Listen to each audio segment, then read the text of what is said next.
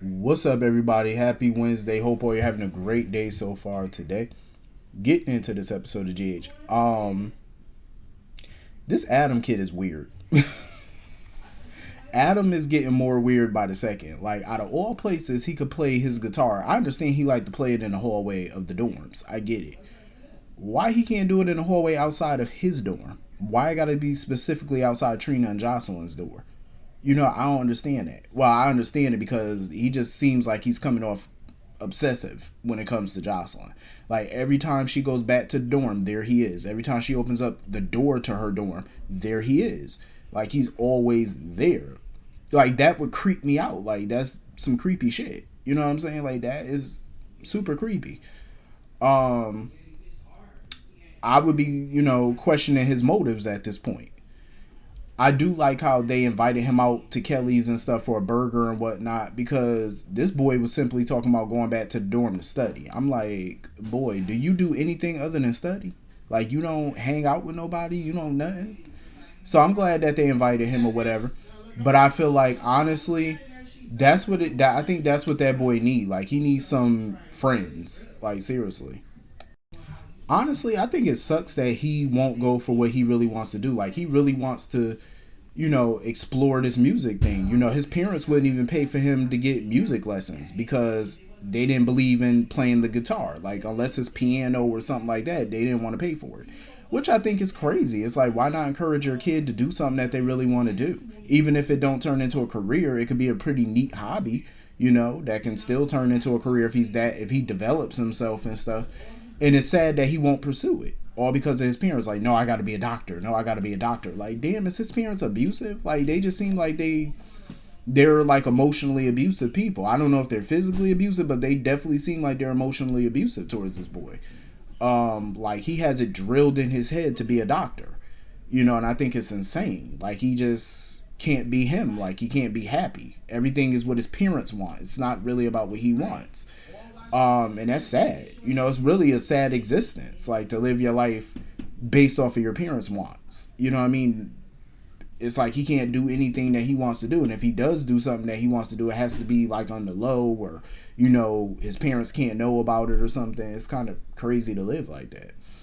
But I'm glad that Trina encouraged him though to like follow his dream, whatever that is, because you got to have a life outside your parents. Like seriously, you got to start doing for you and not them.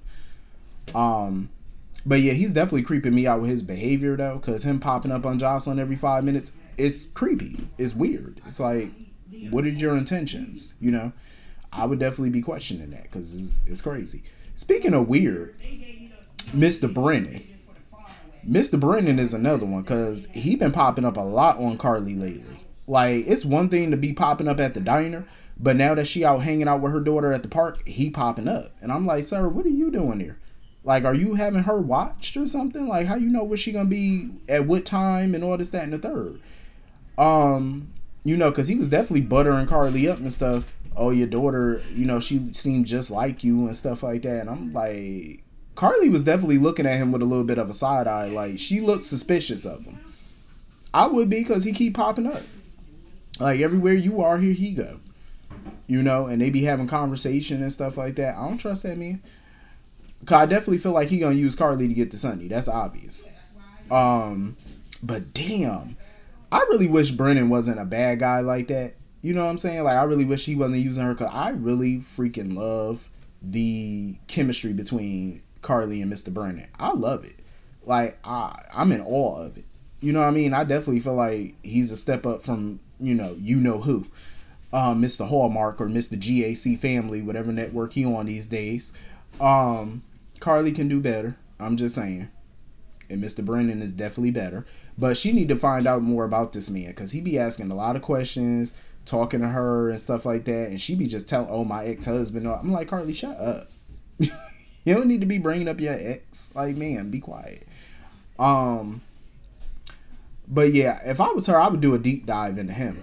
Like I would lift his fingerprints off a coffee mug or something like that, have it tested. She got contacts. Like you got Brick and all that. Find out who this man is. Don't just be chatting up with randoms now. But yeah, I love the chemistry between them, but he definitely give off that creep factor. I'm like, Carly, it looked like her antennas was going up around him a bit. And it needs to. Cause I'm like, you need to be aware of your surroundings and who you be talking to. You can't just be chatting up strangers these days. Um so anyway, moving on from that. Speaking of exes, Sonny, I'm not surprised, but I thought that was such a wonderful gesture. Like, this man really want to pay for the hospital celebration, holiday expenses and stuff like that for their celebrations and stuff. I love it. I love that he does things like that. You know what I mean? Because some, people who are a part of the underworld or stuff that got dirty money or whatever, even people that got clean, legit money don't even do stuff like that for people.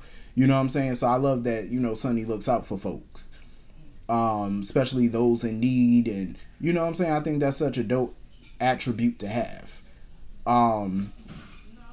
And I'm glad, like his dad inspired him to do that and stuff. But Sonny's always been pretty generous and all that. Even without Mike inspiring him to do it, he's always been generous with the money, especially towards the hospital and stuff like that. So I'm glad that he did that.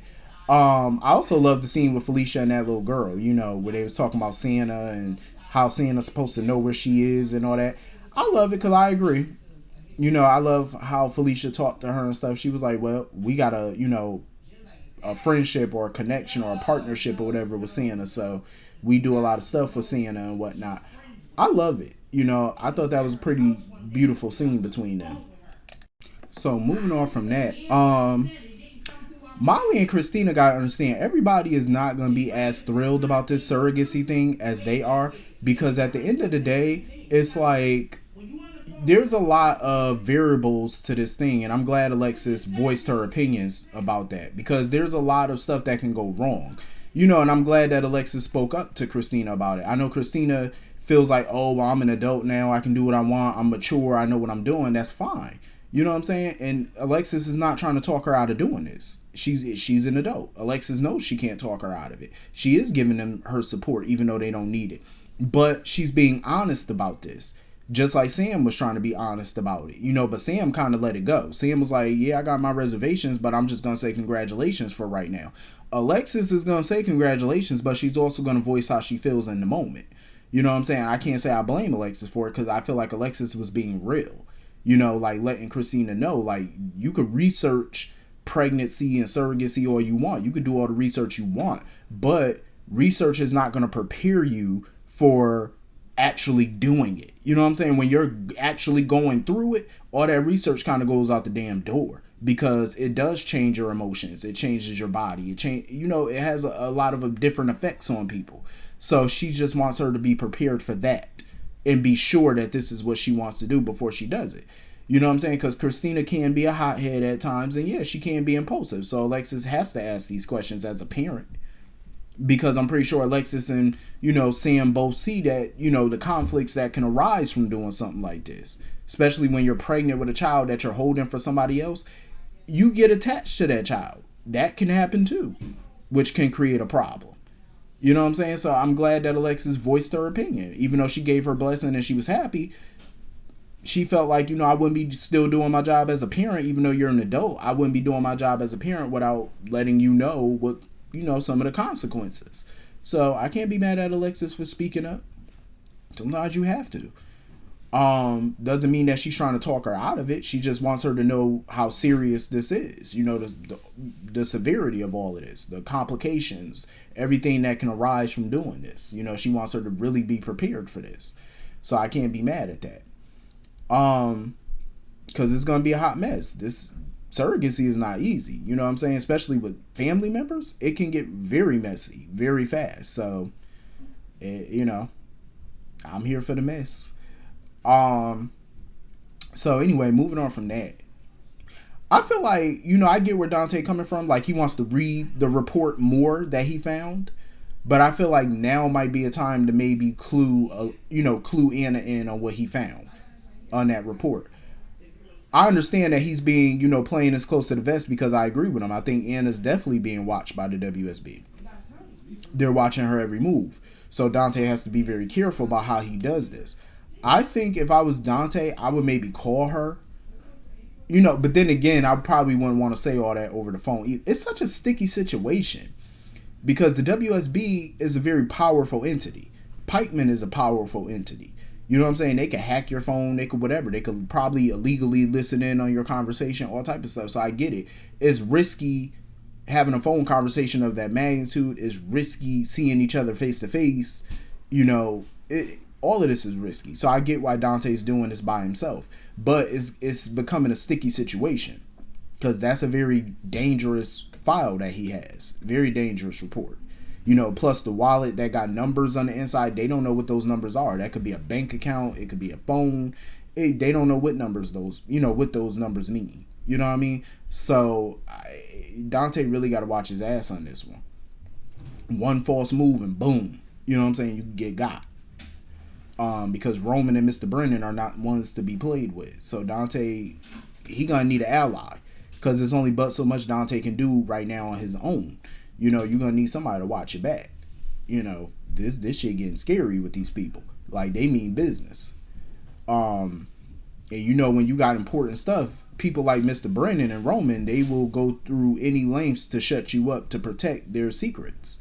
You know what I mean? Including murder, obviously. So it's sticky.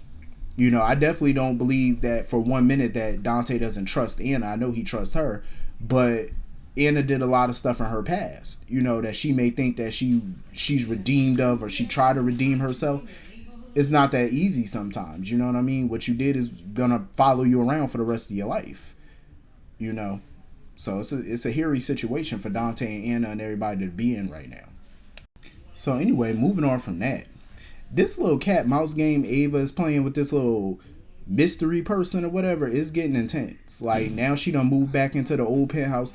I'm happy she did because it makes sense for Ava to move back into the penthouse, because now that Nina's married to Sonny and moved into his penthouse, I'm glad somebody moved into hers so that way it's not all empty and unused. But whoever this mystery person is, they are getting bold. Like, they done slipped her another note that was in her hamper or handbag, whatever, her hamper. Managed to slip her another note that says don't tell anyone or whatever, don't say anything or something like that. Like, this person is getting bold. Ava definitely believes it's Nicholas. I could believe that it could be Nicholas because it wouldn't make sense for it to be Cyrus playing these little games. Like, for what? And her and Nicholas were so toxic together. I could definitely see him doing this. I believe he could have paid somebody to do this, though. He probably could have hired some henchmen to, you know, pretend to be a mover or something like that to get access to Ava's things or whatever, to slip these notes and stuff in. It's not unbelievable. So I could believe it. And Ava, of course, is going to play the game right along with him. I definitely agree with Nina. I partly agree with Nina. And I partly agree with Ava. I see Nina's side of it. Like, go to the police, show them these notes and stuff like that in the picture. I get it. But I also get Ava's side because she is a suspect in, you know, Austin's murder. So I get it. Why she don't want to, because it's going to make her look guilty because she doesn't have a solid alibi that night. So it makes her look guilty. But her withholding these notes and these pictures, that's going to add a charge to her for, you know, withholding information. That's like obstruction of justice. You know, so that's going to be a sticky situation for her too. So now the freaking desk drawer was ajar, and there's a gun and another note in there talking about, oh, you never know when you'll need this or whatever. Ava, don't touch that gun, because for all she know, that gun could have been the same gun that popped Austin. I would not touch that gun. I really would not. I would take a handkerchief or a napkin or something. I would take something and put that shit in a plastic bag or something, but my prints wouldn't be on that gun, because I'm pretty sure whoever put that there, they probably used it for something that could link back to you, so I wouldn't get none of my prints on that thing. But if this is Nicholas, he's playing one hell of a cat and mouse game with her. And you know Ava, she ain't backing down from a challenge. She said, no, I'm going to play the game with this bitch. I don't care. I'm going to play with him. She was like, no, we were so toxic together, but if this is how he want to do, I'm going to do it too. I'm like, Ava, you got to be careful. Because if it is Nicholas doing this or whoever it is doing it, they are bold. Like, they are getting into your personal space now. You know what I mean? Unnoticed and everything else. Like, that's a scary thought. That somebody can get into your home, get into your private stuff all unnoticed and stuff. That is scary. You know, that is some scary business. You know, it's like you got to watch your back every time. Like, you got to look over your shoulder every day. Like, I couldn't live like that. Hell no. Ava better do something to protect herself, because that's some scary stuff. Like, I done seen, um, you know, investigation discovery where people be in their bed just knocked out sleep, and they wake up in the morning to a text message of them sleep. Somebody sent them a picture of them sleeping and stuff, and I'm like, Then when you go and touch the doors and stuff, everything all locked up like you had it, I'm like, nah, that's some scary business. Nope. No, no, no. I would be hiring me some 24/7 security. I'm just saying, I would have a guard outside the house and a guard inside the house. I would have surveillance all around. Like, nope. But that's the good thing about her moving at least back into the penthouse, because at least it's more of a confined space. You know what I'm saying? It's still, I mean, whoever doing this, they're still slipping in and out, you know, undetected. But at least it's a smaller space compared to Windermere, where they could be hiding in any crevice of the damn mansion. You know what I'm saying? Like, they could be hiding anywhere. They got the catacombs or them tunnels. They could be anywhere. You know what I'm saying? At least there is more one way in, one way out kind of thing. So, and at least Sonny's in the building and stuff like that. So, you got somebody who can get there with some guards pretty quickly. I think that's the same building, ain't it? I think Nina's penthouse is in the same building as Sonny's, I think. I don't know. I don't know if they ever mentioned that before. Maybe, maybe not. Maybe it's a different building. But either way, I'm like, get some guards, because that's some scary shit. But anyway, that was pretty much the whole episode. Hit the comment section, let me know what you all thought, and I will see you all later. Have a great day. Peace.